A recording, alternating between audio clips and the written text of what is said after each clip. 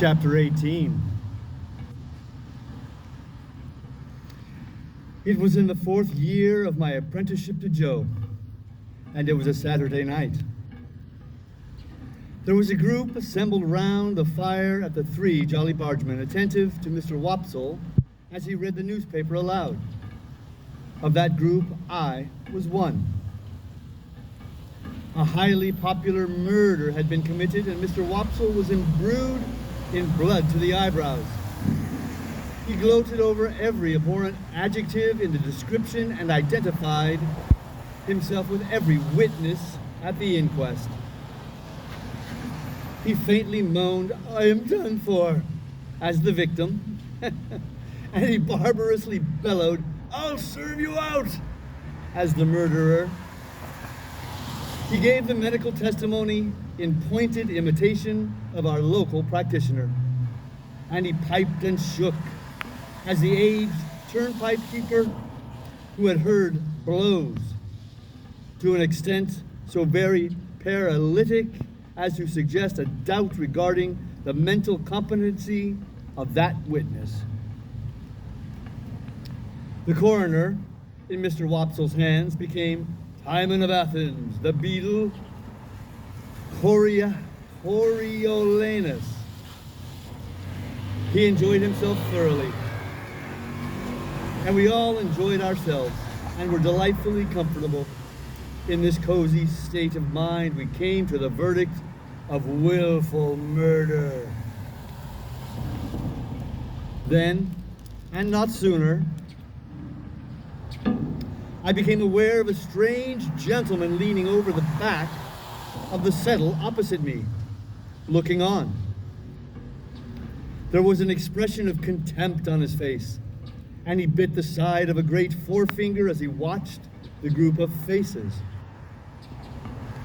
"Well," said the stranger to Mr. Wopsle, when the reading was done, "you have settled it all to your own satisfaction, I have no doubt." Everybody started and looked up, as if it were the murderer. He looked at everybody coldly and sarcastically. "Guilty, of course," said he. "Out with it, come." "Sir," returned Mr. Wopsle, "without having the honor of your acquaintance, I do say guilty." Upon this, we all took courage to unite in a confirmatory murmur. "I know you do," said the stranger. "I knew you would. I told you so. But now I'll ask you a question. Do you know or do you not know that the law of England supposes every man to be innocent until he is proved to be guilty?" "Sir," said Mr. Wopsle, beginning his reply, "as an Englishman myself, Come," said the stranger, biting his forefinger at him. "Don't evade the question. Either you know it or you don't know it. Which is it to be?" He stood with his head on one side and himself on one side in a bullying, interrogative manner, and he threw his forefinger at Mr. Wopsle, as if it were to mark him out, before biting it again. "Now," said he, "do you know it or don't you know it?" "Certainly I know it," replied Mr. Wopsle. "Certainly you know it. Then why didn't you say so at first? Now I'll ask you another question." Taking possession of Mr. Wopsle as if he had a right to him, "Do you know that none of these witnesses have yet been cross-examined?" Mr. Wopsle was beginning, I can only say, when the stranger stopped him. "What? You won't answer the question, yes or no? Now I'll try you again," throwing his finger at him again. "Attend to me. Are you aware, or are you not aware, that none of these witnesses have yet been cross-examined?" Come, I only want one word from you. Yes or no? Mr. Wopsle hesitated, and we all began to conceive rather a poor opinion of him. Come, said the stranger, I'll help you. You don't deserve help, but I'll help you. Look at that paper you hold in your hand. What is it? What is it? Repeated Mr. Wopsle, eyeing it much at a loss. Is it, pursued the stranger in his most sarcastic and suspicious manner, the printed paper you have just been reading from? Undoubtedly. Undoubtedly. Now turn to that paper and tell me whether it distinctly states that the prisoner expressly said that his legal advisors instructed him altogether to reserve his defense. I read that just now, Mr. Wopsle pleaded. Never mind what you read just now, sir. I don't ask you what you read just now. You may read the Lord's Prayer backwards if you like, and perhaps have done it before today. Turn to the paper. No, my friend, not to the top of the column. You know better than that. To the bottom. We all began to think Mr. Wopsle full of subterfuge. Well, have you found it? Here it is, said Mr. Wopsle. Now follow that passage with your eye and tell me whether...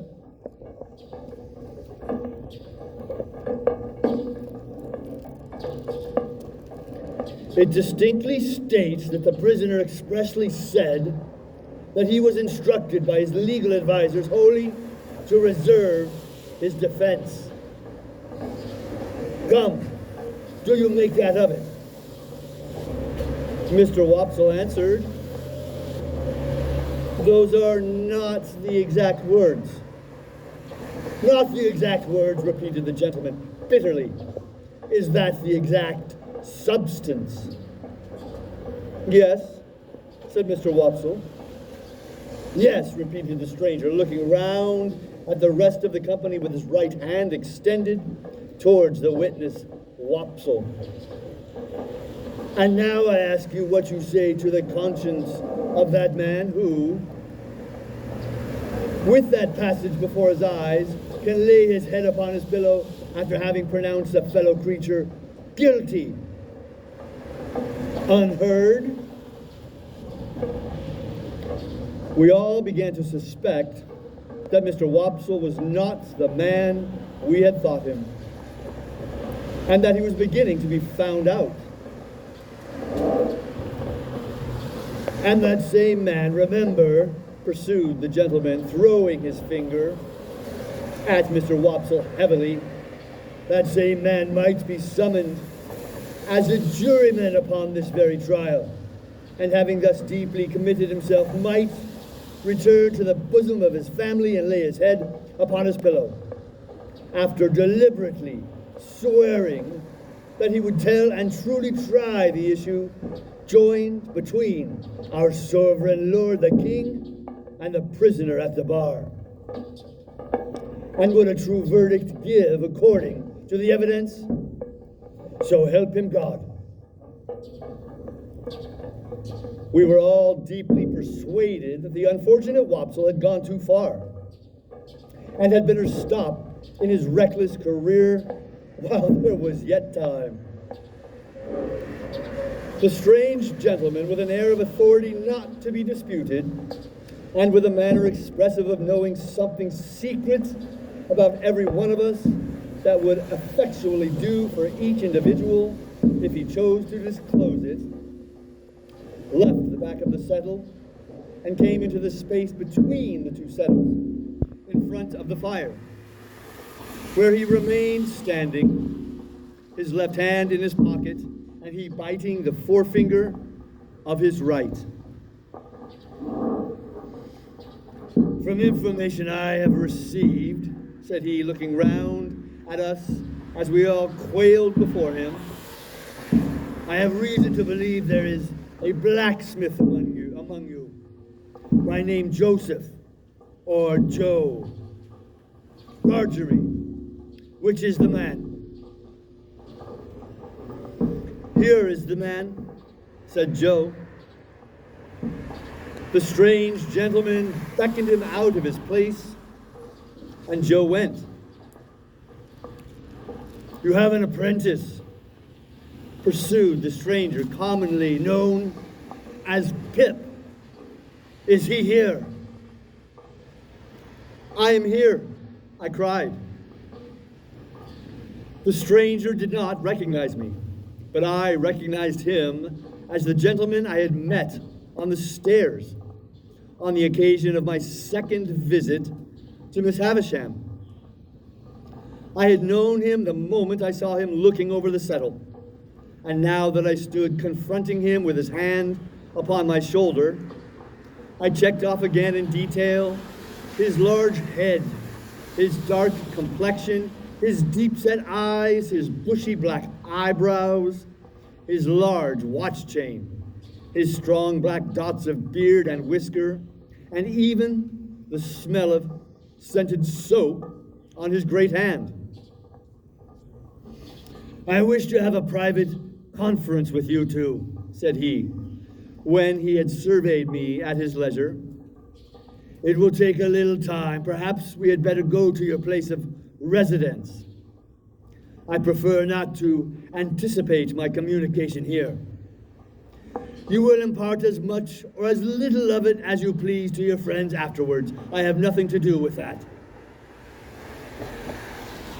Amidst a wondering silence, we three walked out of the Jolly Bargeman, and in a wondering silence, walked home.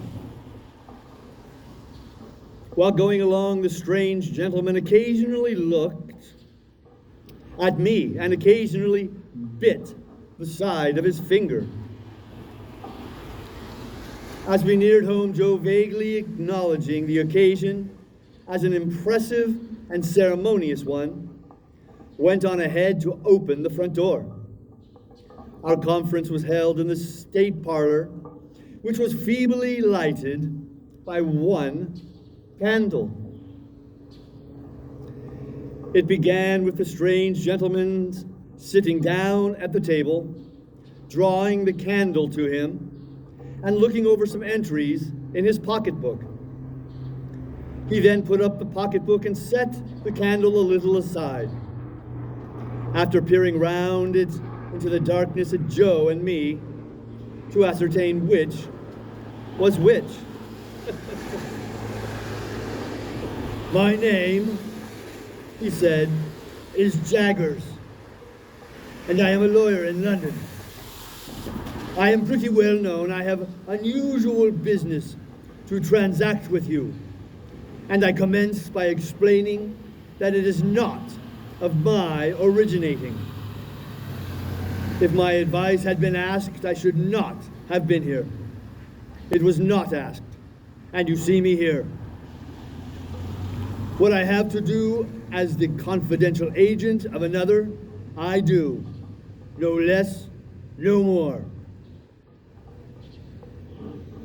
Finding that he could not see us very well from where he sat, he got up and threw one leg over the back of a chair and leaned upon it, thus having one foot on the seat of a chair and one foot on the ground. Now, Joseph Gargery, I am the bearer of an offer to relieve you of this young fellow, your apprentice. You would not object to cancel his indentures at his request and for good? You would not want nothing for so doing? Lord forbid that I should want anything for not standing in Pip's way, said Joe, staring. Lord forbidding is pious, but not to the purpose, returned Mr. Jaggers. The question is, would you want anything? Do you want anything? The answer is, returned Joe sternly, no. I thought Mr. Jaggers glanced at Joe as if he considered him a fool for his disinterestedness.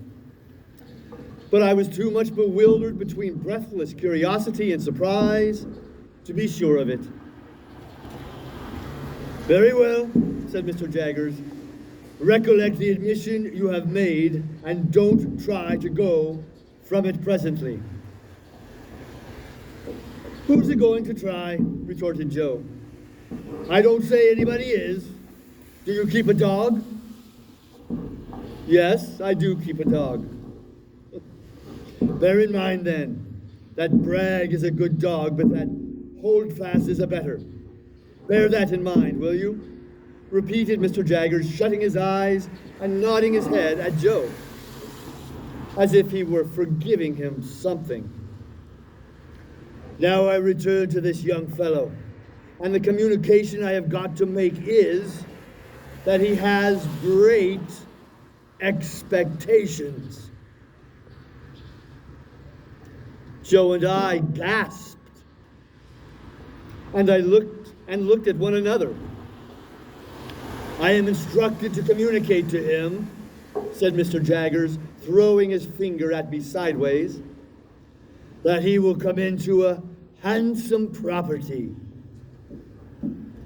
Further, that it is the desire of the present possessor of that property that he be immediately removed from his present sphere of life and from this place, and be brought up as a gentleman. In a word, as a young fellow of great expectations."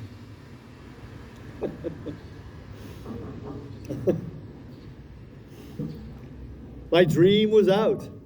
My wild fancy was surpassed by sober reality. Miss Havisham was going to make my fortune on a grand scale. "Now, Mr. Pip," pursued the lawyer, "I address the rest of what I have to say to you.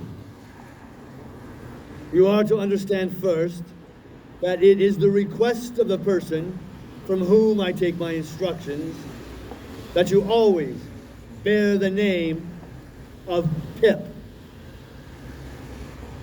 You will have no objections, I dare say, to your great expectations being encumbered with that easy condition.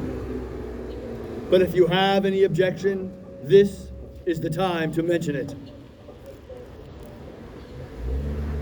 My heart was beating so fast, and there was such a singing in my ears that I could scarcely stammer I had no objection. "I should think not. Now you are to understand, secondly, Mr. Pip, that the name of the person who is your liberal benefactor remains a profound secret until the person chooses to reveal it. I am empowered to mention that it is the intention of the person to reveal it at first hand by word of mouth to yourself. When or where that intention may be carried out, I cannot say. No one can say. It may be years hence. Now you are distinctly to understand that you are most positively prohibited from making any inquiry on this head, or any allusion or reference, however distant, to any individual whomsoever as the individual in all the communications you have with me. If you have a suspicion in your own breast, keep that suspicion in your own breast. It is not the least to the purpose what the reasons of this prohibition are. They may be the strongest and gravest reasons, or they may be a mere whim. This is not for you to inquire into. The condition is laid down.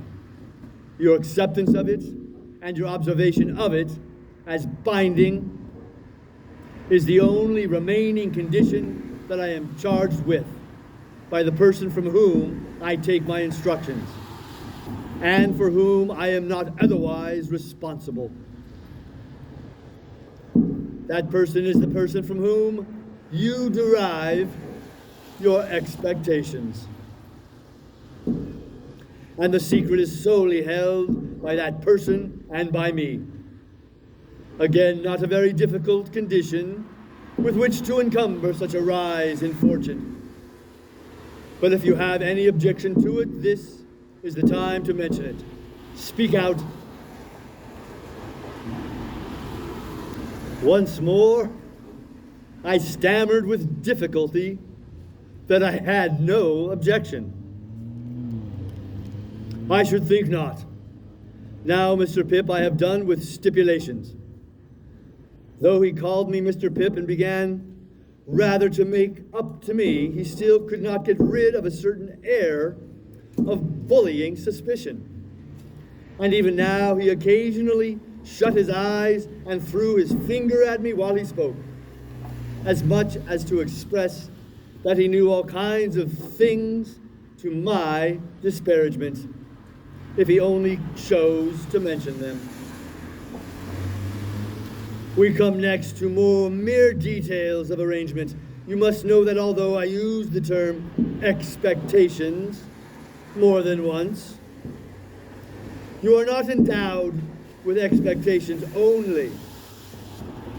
There is already lodged in my hands a sum of money amply sufficient for your suitable education and maintenance. You will please consider me your guardian. Oh, for I was going to thank him. I tell you at once, I am paid for my services, or I shouldn't render them. It is considered that you must be better educated in accordance with your altered position, and that you will be alive to the importance and necessity of at once entering on that advantage. I said I had always longed for it. Never mind what you have always longed for, Mr. Pip, he retorted. Keep to the record, for if you long for it now, that's enough. I am answered that you are ready to be placed at once under some proper tutor. Is that it? I stammered, yes, that was it. Good. Now your inclinations are to be consulted. I don't think that wise, mind, but it's my trust. Have you ever heard of any tutor whom you would prefer to another? I had never heard of any tutor but Biddy and Mr. Wopsle's great aunt, so I replied in the negative. There is a certain tutor of whom I have some knowledge. There is a certain tutor of whom I have some knowledge who I think might suit the purpose, said Mr. Jaggers. I don't recommend him, observe, because I never recommend anybody. The gentleman I speak of is one Mr. Matthew Pocket. Ah, I caught at the name directly. Mrs. Havisham's relation, the Matthew whom Mr. and Mrs. Camilla had spoken of. The Matthew whose place was to be at Miss Havisham's head when she lay dead, in her bride's dress on the bride's table. You know the name, said Mr. Jaggers, looking shrewdly at me and then shutting up his eyes while he waited for my answer. My answer was that I had heard the name. Oh, said he, you have heard the name, but the question is, what do you say of it? I said, or tried to say, that I was much obliged to him for his recommendation. No, my young friend, he interrupted, shaking his great head very slowly. Recollect yourself. Not recollecting myself, I began again that I was much obliged to him for his recommendation.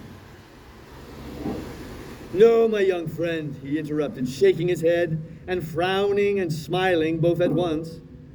No, it's very well done, but it won't do.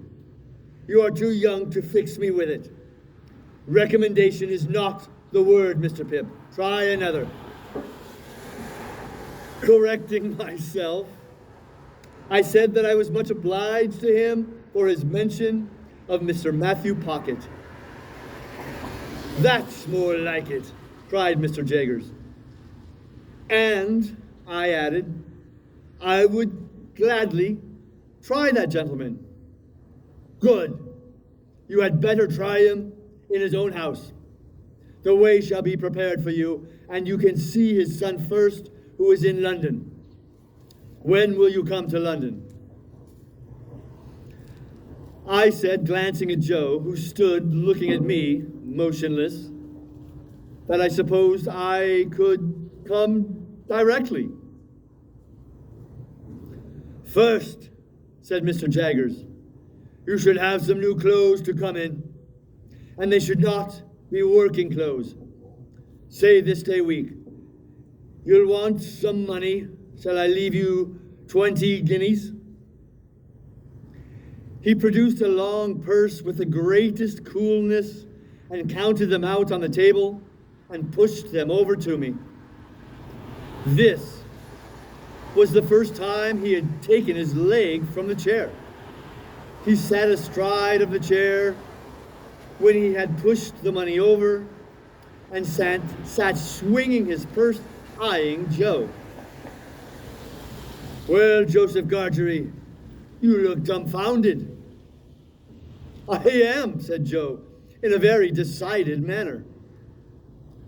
It was understood that you wanted nothing for yourself, remember. It were understood, said Joe, and it are understood, and it ever will be similar according. But what, said Mr. Jaggers, swinging his purse, what if it was in my instructions to make you a present as compensation? As compensation, what for? Joe demanded. For the loss of his services. Joe laid his hand upon my shoulder with the touch of a woman. I have often thought him since like the steam hammer that can crush a man or pat an eggshell in his combination of strength with gentleness. Pip is that hearty welcome, said Joe, to go free with his services to honor and fortune, as no words can tell him. But if you think as money can make compensation to me for the loss of the little child, what come to the forge, and ever the best of friends. Oh, dear good Joe, whom I was so ready to leave and so unthankful to, I see you again, with your muscular blacksmith's arm before your eyes, and your broad chest heaving and your voice drying away. Oh, dear good faithful tender Joe, I feel the loving tremble of your hand upon my arm, so solemnly this day, as if it had been the rustle of an angel's wing. But I encouraged Joe at the time. I was lost in the mazes of my future fortunes. I could not retrace the bypaths we had trodden together. I begged Joe to be comforted, for, as he said, we had ever been the best of friends. And, as I said, we ever would be so. Joe scooped his eyes with his disengaged wrist, as if he were bent on gouging himself.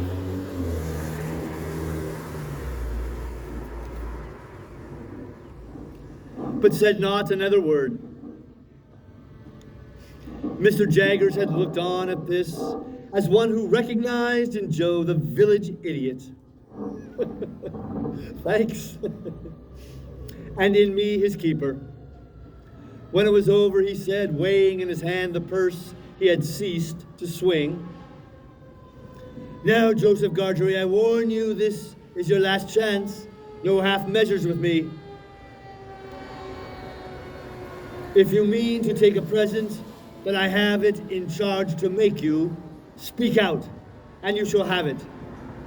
If on the contrary you mean to say, here to this great amazement, he was stopped by Joe suddenly working round him with every demonstration of a fell pugilistic purpose. Which I mean to say, cried Joe, that if you come into my place bull baiting and badgering me, come out. Which I mean to say as such, if you're a man, come on. Which I mean to say that what I say, I mean to say, and stand or fall by. I drew Joe away, and he immediately became placable, merely stating to me in an obliging manner and as polite expository notice to anyone whom it might happen to concern that he were not a-going to be bull-baited and badgered in his own place. Mr. Jaggers had risen when Joe demonstrated and had backed near the door, without evincing any inclination to come in again. He there delivered his valedictory remarks, and they were these. Well, Mr. Pip, I think the sooner you leave here, as you are to be a gentleman, the better. Let it stand for this day, week, and you shall receive my printed address in the meantime. You can take a hackney coach at the stagecoach office in London and come straight to me. Understood that I express no opinion, one way or other, on the trust I undertake. I am paid for undertaking it, and I do so. Now understand that finally. Understand that. He was throwing his finger at both of us, and I think would have gone on, but for his seeming to think Joe dangerous and going off. Something came into my head which induced me to run after him as he was going down to the Jolly Bargeman, where he had left a hired carriage. I beg your pardon, Mr. Jaggers. Hulloa, said he, facing round. What's the matter? I wish to be quite right, Mr. Jaggers, and to keep to your directions. So I thought I had better ask, would there be any objection to my taking leave of anyone I know about here before I go away? No, said he, looking as if he hardly understood me. I don't mean the village only, but uptown. No, said he, no objection. I thanked him and ran home again, and there I found that Joe had already locked the front door and vacated the state parlor, and was seated by the kitchen fire with a hand on each knee, gazing intently at the burning coals. I too sat down before the fire and gazed at the coals, and nothing was said for a long time. My sister was in her cushioned chair in her corner.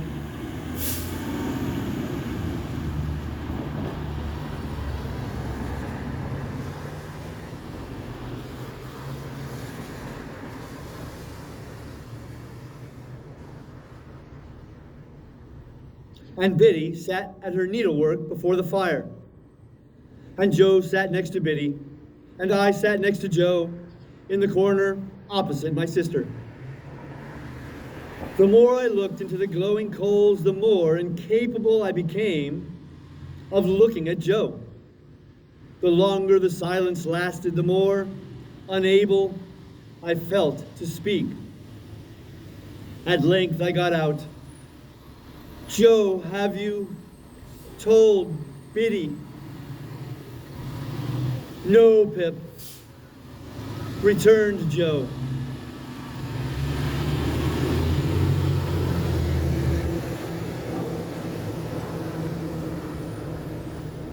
Still looking at the fire and holding his knees tight, as if he had private information that they intended to make off somewhere which I left it to yourself, Pip.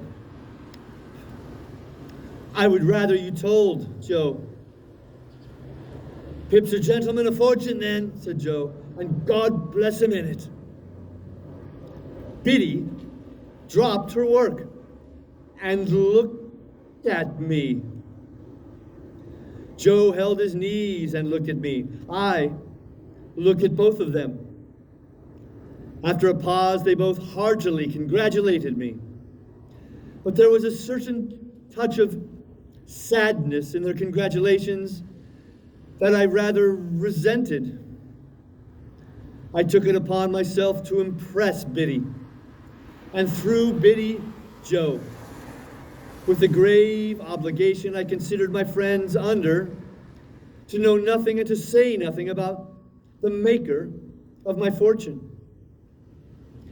It would all come out in good time, I observed, and in the meanwhile nothing was to be said, save that I had come into great expectations from a mysterious patron. Biddy nodded her head thoughtfully at the fire as she took up her work again, and said she would be very particular. And Joe, still detaining his knees, said, Aye, I'll be very particular, Pip. And then they congratulated me again and went on to express so much wonder at the notion of my being a gentleman that I didn't half like it. Infinite pains were then taken by Biddy to convey to my sister some idea of what had happened. To the best of my belief, those efforts entirely failed. She laughed and nodded her head a great many times, and even repeated after Biddy the words Pip and property. But I doubt if they had more meaning in them than an election cry, and I cannot suggest a darker picture of her state of mind. I never could have believed it without experience, but as Joe and Biddy became more at their cheerful ease again, I became quite gloomy. Dissatisfied with my fortune, of course, I could not be, but it is possible that I may have been, without quite knowing it, dissatisfied with myself. Anyhow, I sat with my elbow on my knee and my face upon my hand, looking into the fire as though those two talked about my going away and about what they should do without me and all that. And whenever I caught one of them looking at me, though never so pleasantly, and they often looked at me, particularly Biddy, I felt offended, as if they were expressing some mistrust in me, though heaven knows they never did by word or sign. At those times I would get up and look out at the door, for our kitchen door opened at once upon the night and stood open on summer evenings to air the room, the very stars to which I then raised my eyes. I am afraid I took to be but poor and humble stars for glittering on the rustic objects among which I had passed my life. Saturday night, said I, when we sat at our supper of bread and cheese and beer, 5 more days and then the day before the day. They'll soon go. Yes, Pip, observed Joe, whose voice sounded hollow in his beer mug. They'll soon go. Soon go, said Biddy. I have been thinking, Joe, that when I go downtown on Monday and order my new clothes, I shall tell the tailor that I'll come and put them on there. or that I'll have them sent to Mr. Pumblechook's. It would be very disagreeable to be stared at by all the people here. Mr. and Mrs. Hubble might like to see you in your new genteel figure too, Pip, said Joe, industriously cutting his bread with his cheese on it in the palm of his left hand, and glancing at my untasted supper as if he thought of the time when we used to compare the slices. So might Wopsle, and the Jolly Bargeman might take it as a compliment.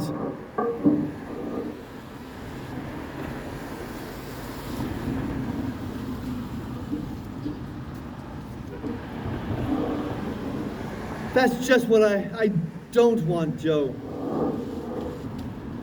They would make such a business of it, not such a coarse and common business that I couldn't bear myself. Ah, that indeed, Pip, said Joe, if you couldn't bear yourself. Biddy asked me here too, as she sat holding my sister's plate. Have you thought about when you'll show yourself to Mr. Gargery and your sister and me? You will show yourself to us, won't you? Biddy, I returned with some resentment, you are so exceedingly quick that it's difficult to keep up with you. She always were quick, observed Joe. If you had waited another moment, Biddy, you would have heard me say that I shall bring my clothes here in a bundle one evening, most likely on the evening before I go away. Biddy said no more. Handsomely forgiving her, I soon exchanged an affectionate good night with her and Joe, and went up to bed. When I got into my little room, I sat down and took a long look at it, as a mean little room that I should soon be parted from and raised above forever. It was furnished with fresh young remembrances too, and even at the same moment, I fell into much the same confused division of mind between it and the better rooms to which I was going, as I had been in so often between the Forge and Miss Havisham's, and Biddy and Estella. The sun had been shining brightly all day on the roof of my attic, and the room was warm. As I put the window open and stood looking out, I saw Joe come slowly forth at the dark door below and take a turn or two in the air, and then I saw Biddy come and bring him a pipe and light it for him. He never smoked so late, and it seemed to me to hint that he wanted comforting for some reason or other.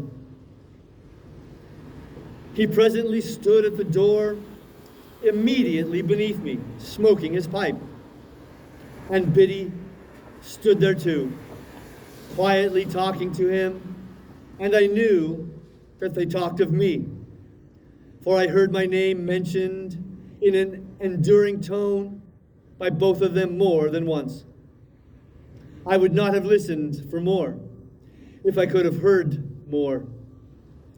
So I drew away from the window and sat down in my one chair by the bedside, feeling it very sorrowful and strange that this first night of my bright fortunes should be the loneliest I had ever known.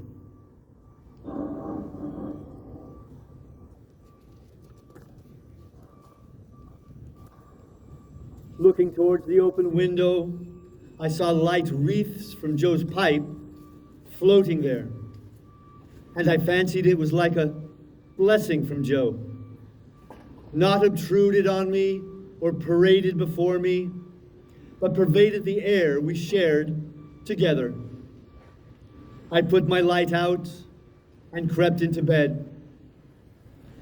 And it was an uneasy bed now, And I never slept the old sound sleep in it anymore.